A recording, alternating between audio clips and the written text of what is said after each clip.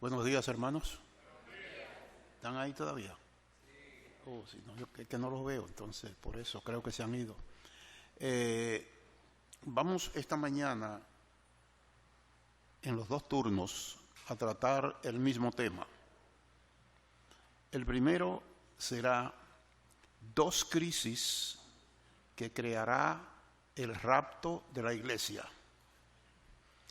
Y el segundo turno será cuál ha de ser la actitud del creyente que está esperando el rapto de la iglesia. Así que esos dos temas vamos a tratarlo uno en cada parte. El primero, dos crisis que creará el rapto de la iglesia. Y vamos a leer la porción base que vamos a usar. Apocalipsis 19. Apocalipsis 19, versos del 11 al 21. Entonces vi el cielo abierto, y he aquí un caballo blanco, y el que lo montaba se llamaba Fiel y Verdadero, y con justicia juzga y pelea. Sus ojos eran como llama de fuego, y había en su cabeza muchas diademas, y tenía un nombre escrito que ninguno conocía sino él mismo. Estaba vestido de una ropa teñida en sangre, y su nombre es el Verbo de Dios. Y los ejércitos celestiales, vestidos de lino finísimo, blanco y limpio, le seguían en caballos blancos. De su boca sale una espada aguda para herir con ella a las naciones, y él las regirá con vara de hierro, y él pisa el lagar del vino del furor y de la ira del Dios Todopoderoso. Y en su vestidura y en su muslo tiene escrito este nombre: Rey de Reyes y Señor de Señores. Y vi a un ángel que estaba en pie en el sol, y clamó a gran voz, diciendo a todas las aves que vuelan en medio del cielo: venid y congregaos a la gran cena de Dios, para que comáis carnes de reyes y de capitanes, y carnes de fuertes, carnes de caballos y de sus jinetes, y carnes de todos linajes y esclavos, pequeños y grandes. Y vi a la bestia, a los reyes de la tierra y a sus ejércitos reunidos para guerrear contra el que montaba el caballo y contra su ejército. Y la bestia fue apresada, y con ella el falso profeta, que había hecho delante de ella las señales con las cuales había engañado a los que recibieron la marca de la bestia y habían adorado su imagen.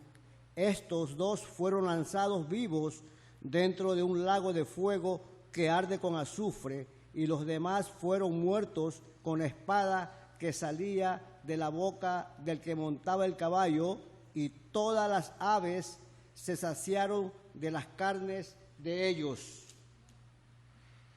Bien, hasta ahí la lectura de la palabra de Dios. Esta porción casi nadie la lee, muy pocas personas leen el libro de Apocalipsis, y es interesante. Aquí nos habla de la segunda venida de Cristo en gloria, cuando Él venga aquí a la tierra y va a establecer su reino aquí en la tierra. En la Biblia, el tema más sobresaliente que hay es el tema de la segunda venida de Jesucristo. Ese cuadro que leímos es el tema más amplio que hay en toda la Biblia. Según algunos teólogos, por cada 8 versículos, por cada 25 versículos de la Biblia, se puede poner uno que habla de la segunda venida de Jesucristo. Por cada profecía de la venida de Jesucristo al pesebre, por cada 8 profecías se puede poner, por cada profecía se puede poner 8 referencias a la segunda venida de Jesucristo en gloria. Y otros consideran que hay un promedio de 3.000 referencias en toda la Biblia acerca de ese acontecimiento. Así que es un tema sobresaliente, un tema muy importante. Y puedo añadir más. La primer profecía escatológica que hay en la Biblia tiene que ver con la segunda venida de Jesucristo. Es interesante leer sobre este tema, todo lo que implica, la importancia que tiene. Hoy en día el cristianismo ha dejado de lado todo lo que es escatología. No piensen nada de eso, solamente en la actualidad, en el tiempo presente. Pero la Biblia tiene esto y es para que lo leamos porque tiene que ver con nosotros. La segunda venida de Jesucristo en gloria a la tierra. Ahora nosotros tenemos, ¿por qué llamamos esa venida de Cristo segunda? Porque hubo una primera, que fue cuando Él vino al pesebre, cuando nació en Belén. Esa es la primera venida y esta es la segunda. El rapto de la iglesia no es segunda venida de Jesucristo. Está entre la primera y la segunda venida de Jesucristo. Es decir, que cuando nos referimos al rapto, tenemos que decir eso. El rapto de la iglesia o cuando el Señor venga por la iglesia. Y cuando nos referimos a la segunda venida de Jesucristo, tenemos que irnos entonces a ese cuadro que leímos en Apocalipsis y los acontecimientos que tienen que ver con esto. Así que con esto en mente nos vamos a dedicar a estudiar sobre el rapto de la iglesia. Ya tenemos las diferencias entre lo que es la primera venida de Jesucristo al pesebre y la segunda venida de Jesucristo en gloria.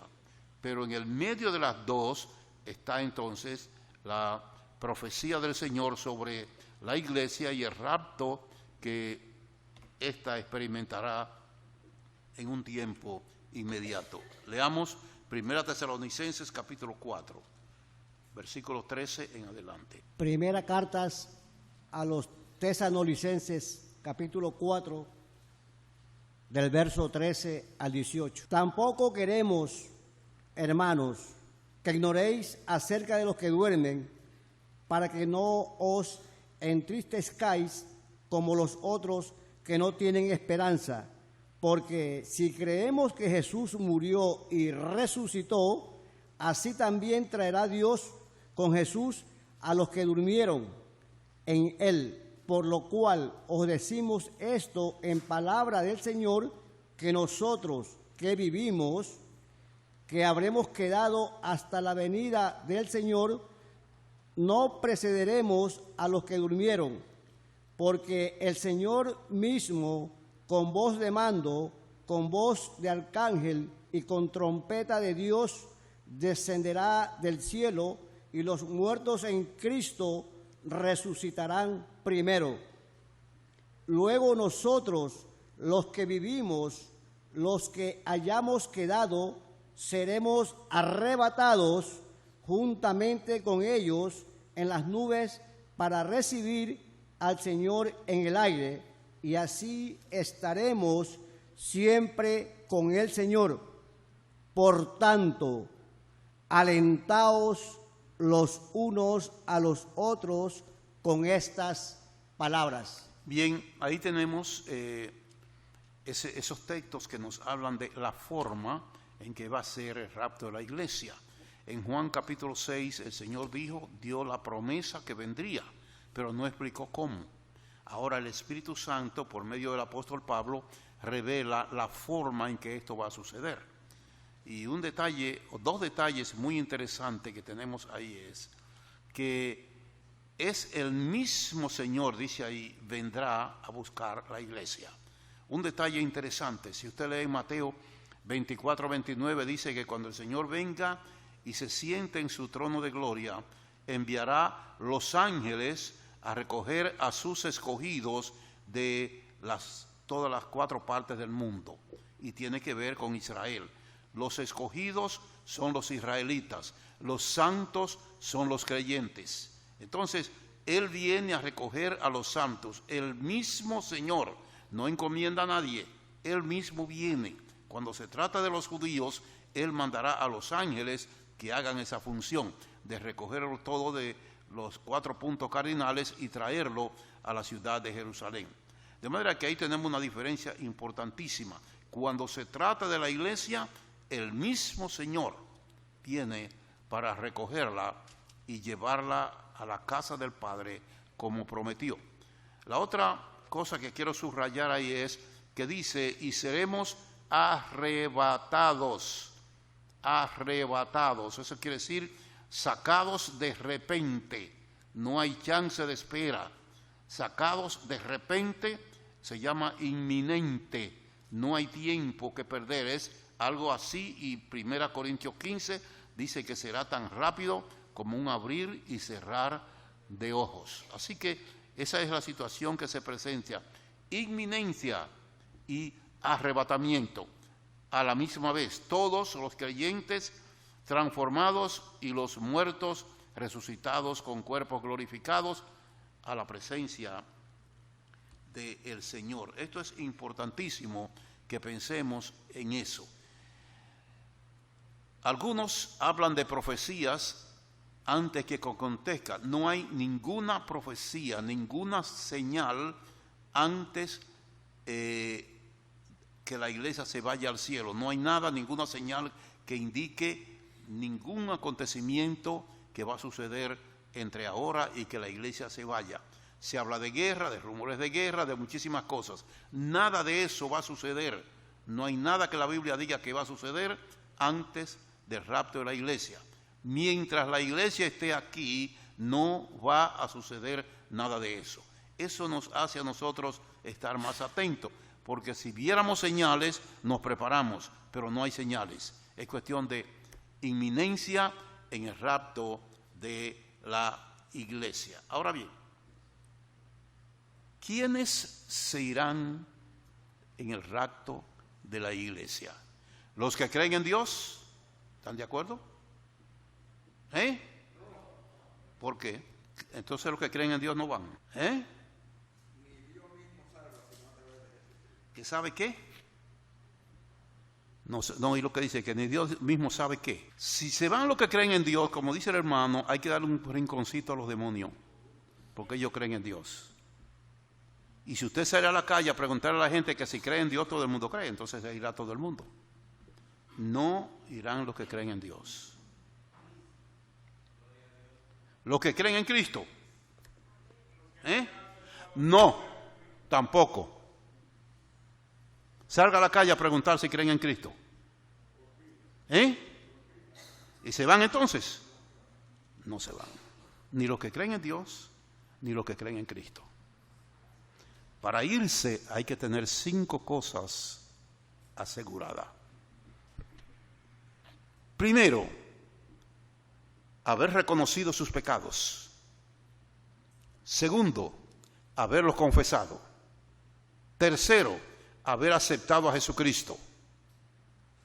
Reconocer los pecados y confesarlos no garantiza que se va. Garantiza que se va.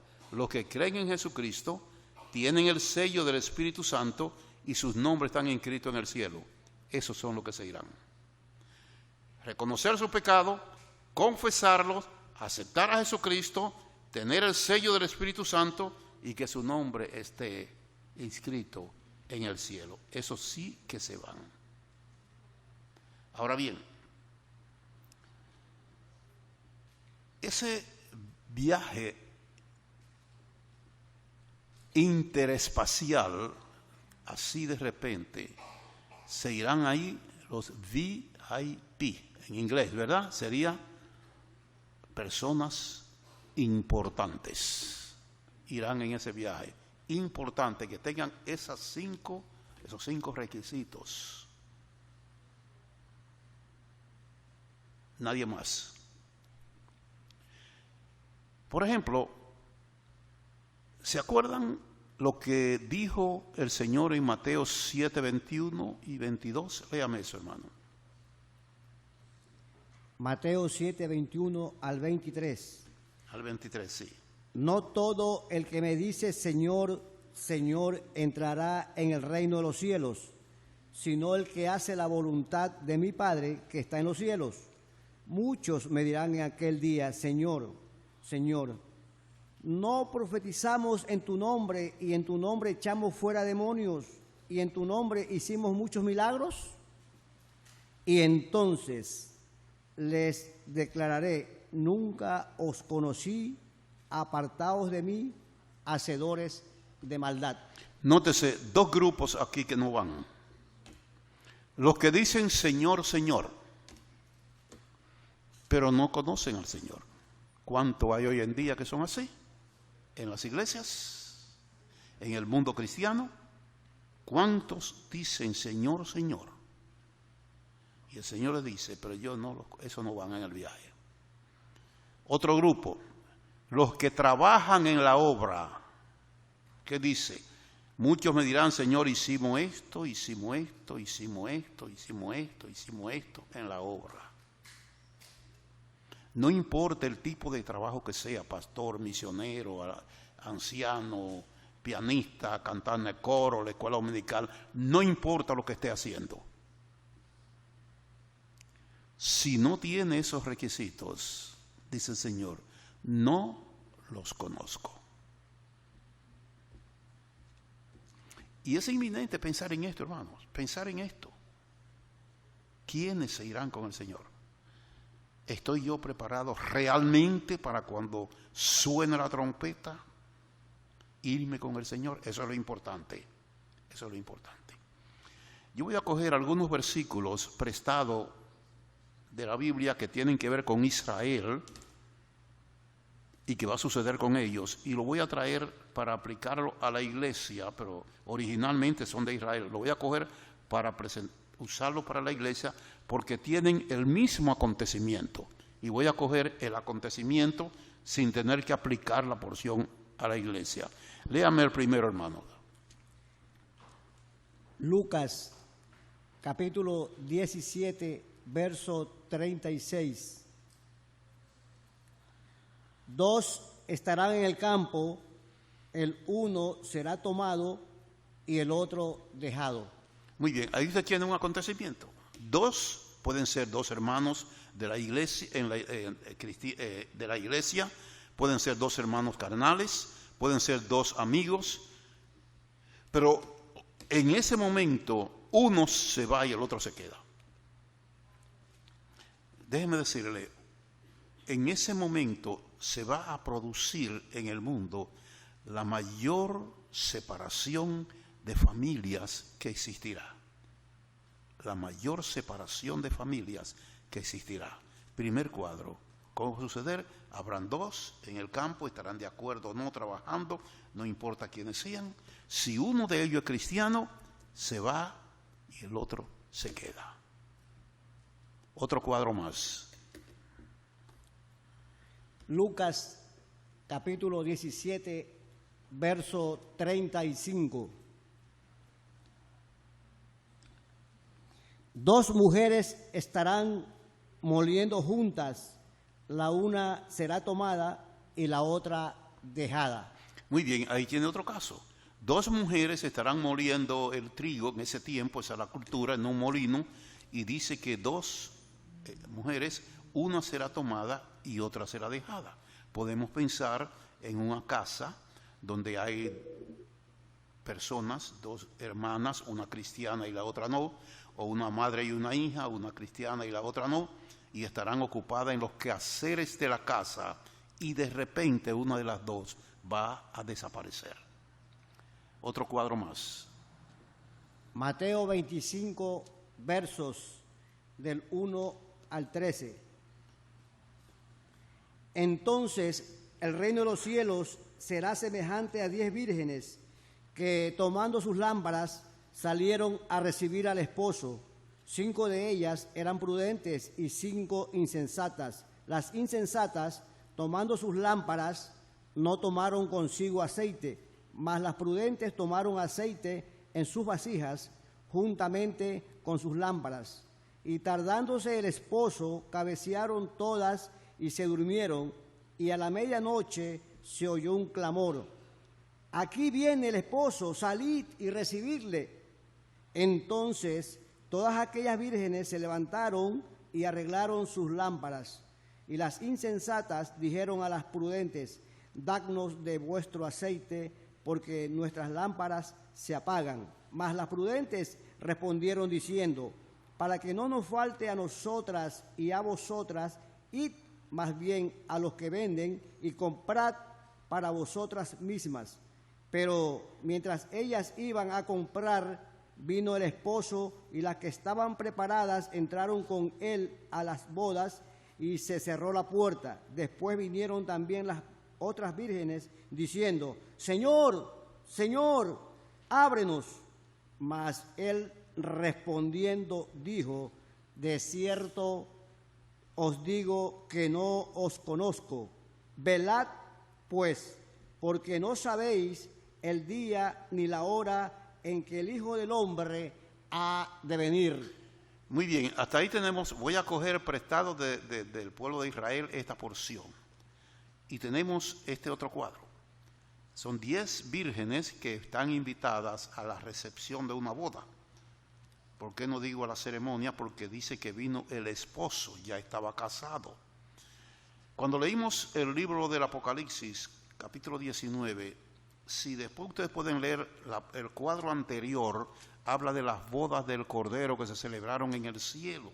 Y el Señor Jesucristo ya vino a la tierra y trae su esposa, la iglesia. Por eso dice que esperaban al esposo, porque ya estaba casado.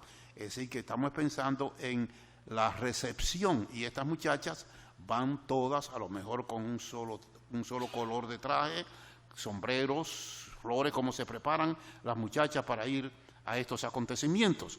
¿Quién decía que había una diferencia entre una y otra? Todas se veían iguales. Sin embargo, en el momento determinado que se abrió la puerta, se vio que aunque eran iguales visiblemente, no eran iguales espiritualmente. No habían aceptado a Jesucristo, la mitad de ellas, en ese caso, usándolo como una ilustración para la iglesia, y se quedaron fuera. Puede haber muchas cosas así. Personas en la iglesia con mucho tiempo, asistiendo continuamente. Si hay coro, cantando en el coro. En las reuniones de damas, hombres haciendo trabajos en la iglesia. Sin embargo, el Señor le dice a ellos: no los conozco. Si medimos eso, el mundo cristiano que hay se irá con el Señor. Solamente el 50%, de 10, 5 se iría. El otro 50% se quedaría aquí en la tierra. Así que esto es importante, pensar en esta circunstancia, en esta situación en que estamos viviendo. Uno mira siempre los acontecimientos de peligro, de guerra, de crisis, de terremotos, de ciclones, y se entretiene en todo eso. Pero no estamos pensando en esta situación que tenemos por delante y que tiene que ver con nosotros inminentemente.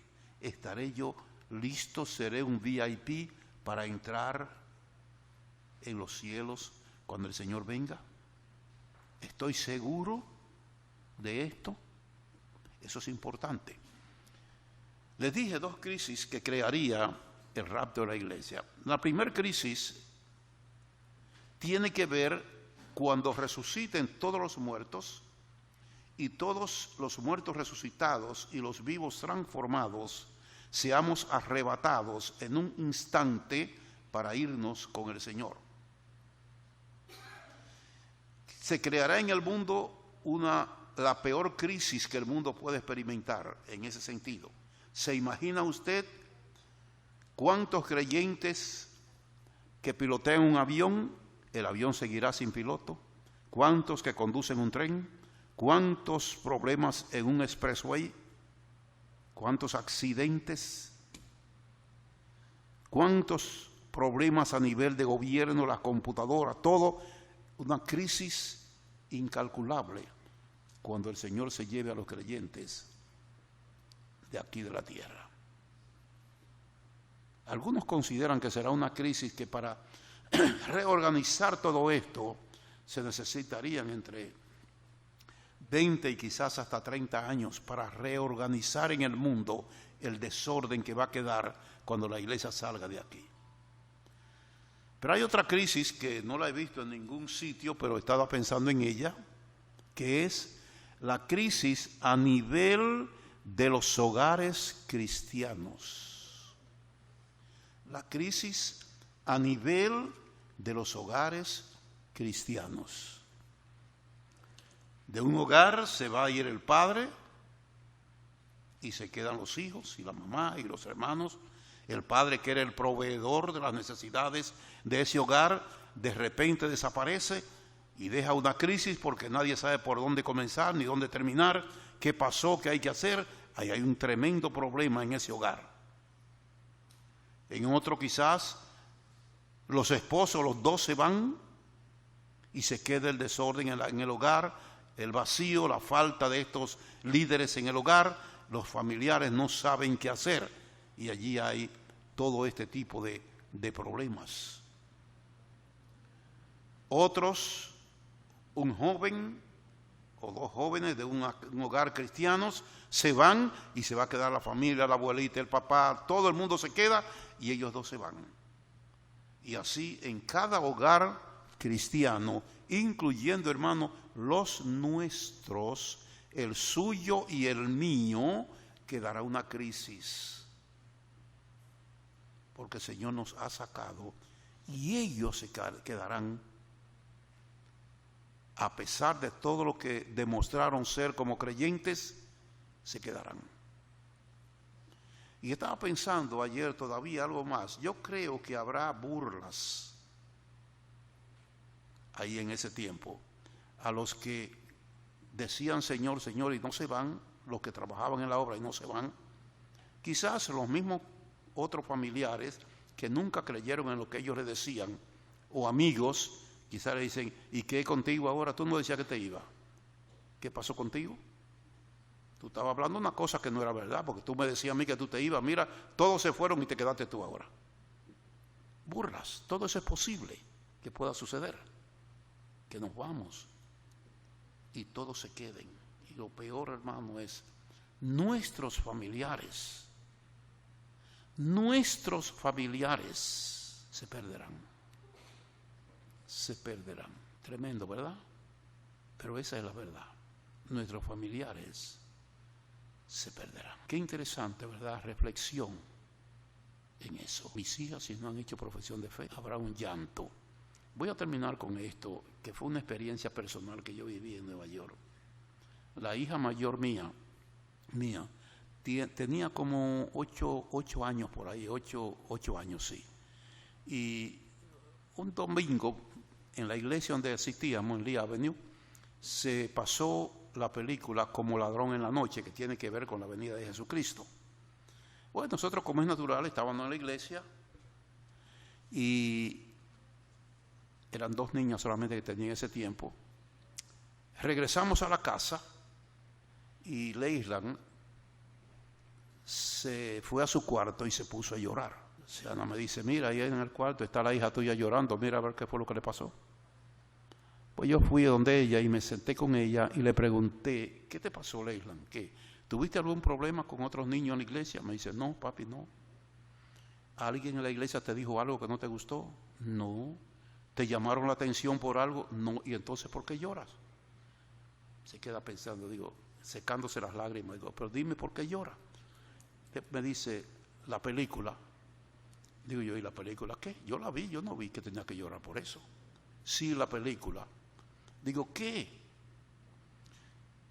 Entonces, ¿qué sucede? Que en la película, una parte de la película, hay una señora que tiene una niña y antes de ir a la escuela tiene un devocional con ella y le dice sobre la segunda venida de Jesucristo, que Él va a venir, que nos va a llevar, que vamos a estar con Él, que tenemos que prepararnos, que a lo mejor hoy mismo viene, todos los días ella le decía eso. Y un día esa niña sale para la escuela y cuando viene, que abre la puerta, que entra, ella siempre la llamaba, mamá, mom, y la mamá arriba le contestaba. La niña llegó y la madre había salido de momento al supermercado cuando la niña llegó. Y la niña llama a su mamá y la mamá no le contesta porque no estaba ahí. Y corre la niña al segundo piso y anda a todos los cuartos, mamá, baja, nada. Pega a dar grito, pero desesperada la niña, y en eso llegó la mamá. Y ella vino corriendo y la abrazó. Y la mamá le preguntó, ¿qué pasó? ¿Qué pasó? No, mami, no. Sí, dime qué pasó. Y le dijo que yo creí que el Señor había venido y te había llevado y me había dejado. Y Leislan, eso fue lo que le hizo efecto. Dice ella, papi, yo no quiero irme para la escuela y venir y que ustedes no estén aquí, que el Señor se lo haya llevado. No quiero eso. Y eso es lo que me tiene preocupada. Por eso estoy llorando. Digo, tranquila, vamos a resolver eso. Y allí mismo en el cuarto le di una explicación lo que había que hacer. Vamos a orar, entrégale tu vida al Señor, tu corazón al Señor, y Él te va a garantizar que cuando Él venga, todos nos vamos a ir juntos. Leislan entregó ese día su corazón al Señor esa noche. Como digo, de las tres, la más dedicada a la cosa del Señor es ella.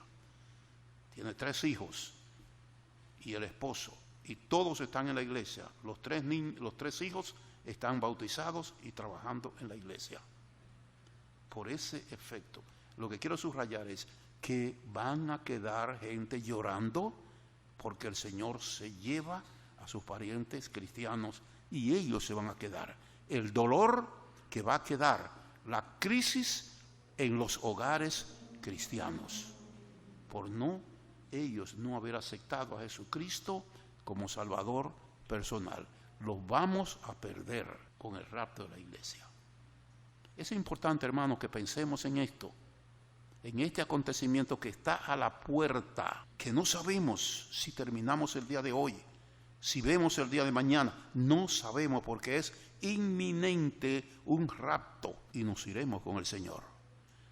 Y seguro que nos vamos a sentir contentísimos allá. Pero aquí podemos sentir un poco de tristeza por nuestros familiares que no son cristianos, que a lo mejor están imitando cristianos, por los jóvenes de nuestra iglesia que no han tenido una experiencia personal con Jesucristo, sino que están en la iglesia por nacer en hogar cristiano, porque sus padres asisten a la iglesia y están ahí, pero no han tenido una experiencia personal con el Señor Jesucristo. De manera, hermanos, que este es mi primer tema. 2 crisis en el momento del rapto de la iglesia.